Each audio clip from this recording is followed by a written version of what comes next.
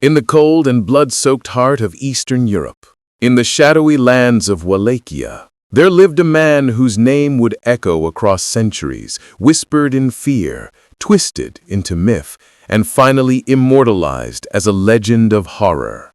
Vlad III, known to history as Vlad the Impaler, and to folklore as Dracula, was a figure forged in brutality and drenched in the politics of survival. His life was a storm of betrayal, cruelty, and vengeance, but his death was no less shrouded in darkness. The end of Vlad Dracula remains one of the most enigmatic episodes in the annals of medieval warfare.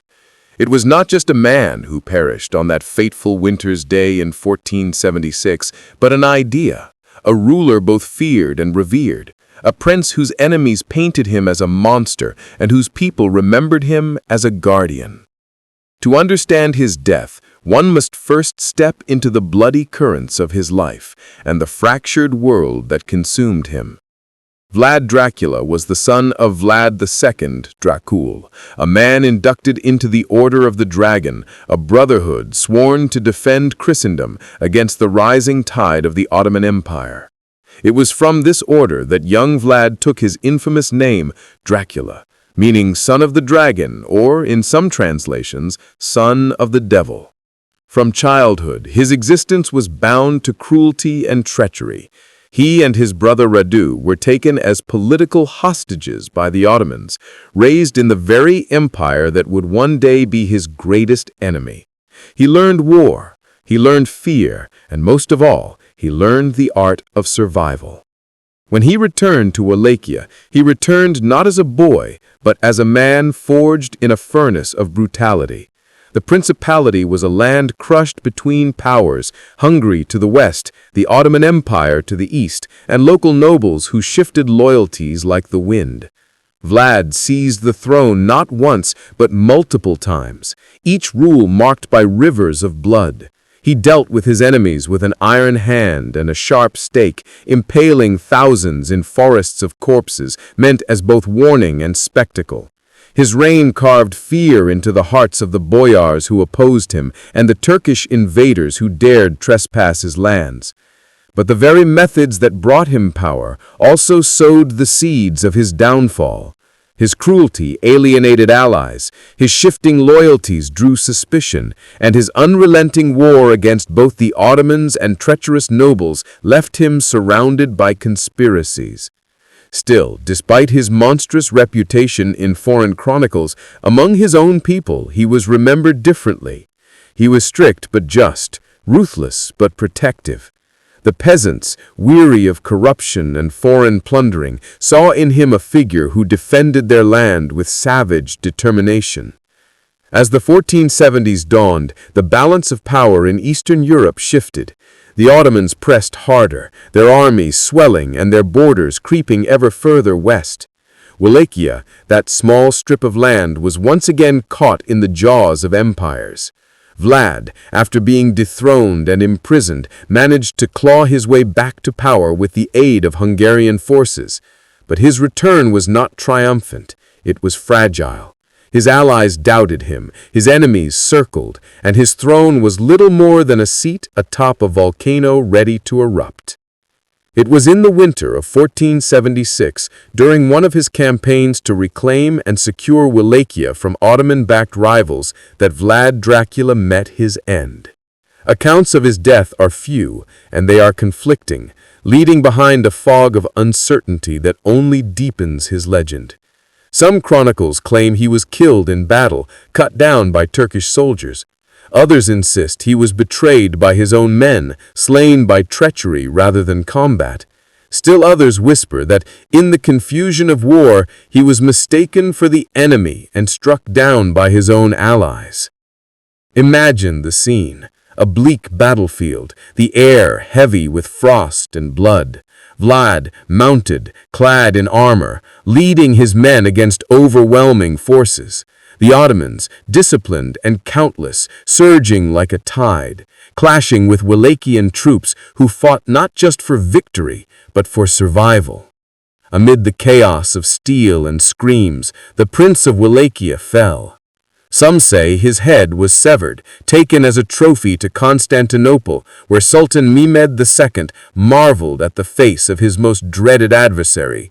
The body, it is said, was left behind, stripped of dignity, perhaps buried in secret, perhaps never recovered at all. And yet here the story twists into legend. A version of the tale insists that Vlad was not slain by Turks, but betrayed by Wallachian boyars, those same nobles he had impaled in forests of death years earlier. Perhaps they bided their time, waiting for the moment when his power faltered, when they could strike and rid themselves of the tyrant who had ruled them with stakes and fire. They may have guided him into an ambush, or perhaps, in the fury of battle, turned their blades against him.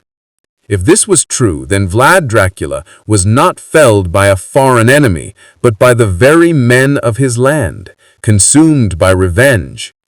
Other whispers claim an even darker irony, that Vlad's end came not at the hands of his foes, but of his friends.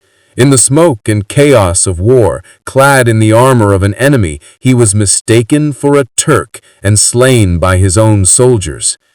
What greater tragedy could there be for a ruler who had spent his life dancing between betrayal and loyalty than to die by the mistaken hand of his own people? Whatever the truth, what followed is more certain. His head, if the chroniclers are to be believed, was taken by the Ottomans, paraded before the Sultan as proof of victory. This was no small trophy. For Mehmed II, who had stormed Constantinople and declared himself ruler of an empire, Vlad was among the most dangerous and defiant foes he had ever faced. To display his severed head was not just a personal satisfaction, but a political message. The dragon's son was dead, and Wallachia lay open to Ottoman power. But what of his body? Here lies the deepest mystery. Some sources suggest it was buried at the monastery of Snagov, near Bucharest, a place tied to Vlad's patronage. For centuries, locals believed his remains rested beneath its stones, guarded by monks and prayers. Yet excavations revealed only empty tombs or bones not belonging to him. Was his corpse stolen, hidden to protect it from desecration? Was it lost in the carnage of battle, abandoned to decay in the frozen soil? Or was it interred in secret, its location known only to a few? The uncertainty of his burial only fueled the legends. A ruler so feared, so tied to the supernatural in later myth, could not simply vanish into the earth. Rumors arose that he had never died at all, that he had escaped, that he lingered in shadow. His transformation into the folkloric Dracula, the vampire lord who never truly perishes, was rooted in this very ambiguity. The missing body, the severed head, the whispers of betrayal, all gave birth to the idea of a prince who transcended mortality. Even in death, Vlad Dracula was not allowed peace. His image was twisted by enemies into that of a monster who feasted on blood. While among his people, he remained a symbol of order and resistance. The truth of his death, locked in the contradictions of medieval chronicles, reveals less about the man himself and more about the world that sought to define him. The Hungarians, the Ottomans, the boyars, each had their version, each shaped by politics and fear. Was he a martyr who died defending his land from foreign conquest? Was he a tyrant, finally consumed by his cruelty? Was he a tragic figure, slain by the very hands meant to protect him? The shadows of history refuse to give a single answer. All we know for certain is that on a winter's day in 1476, Vlad Dracula's mortal reign ended, but his immortal reign began. For centuries afterward, travelers spoke of him in hushed tones, peasants passed down stories of his justice and his wrath, and foreign writers painted him as a demon. The man became a myth, the myth became a legend, and the legend became the vampire who still haunts the imagination of the world. His death, far from silencing him, gave him a second life, one not bound by thrones or empires, but by endless night. And so the battlefield where he fell was not just the site of a ruler's demise, it was the birthplace of a legend.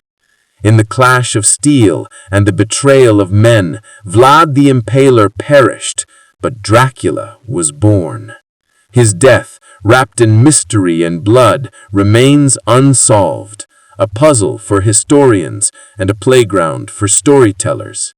Did he fall to a Turkish blade, to a Wallachian dagger, or to the tragic confusion of his own soldiers? We may never know. What we do know is that the world has never forgotten him and likely never will. To this day, the forests and monasteries of Romania whisper his name. The ruins of castles bear his shadow.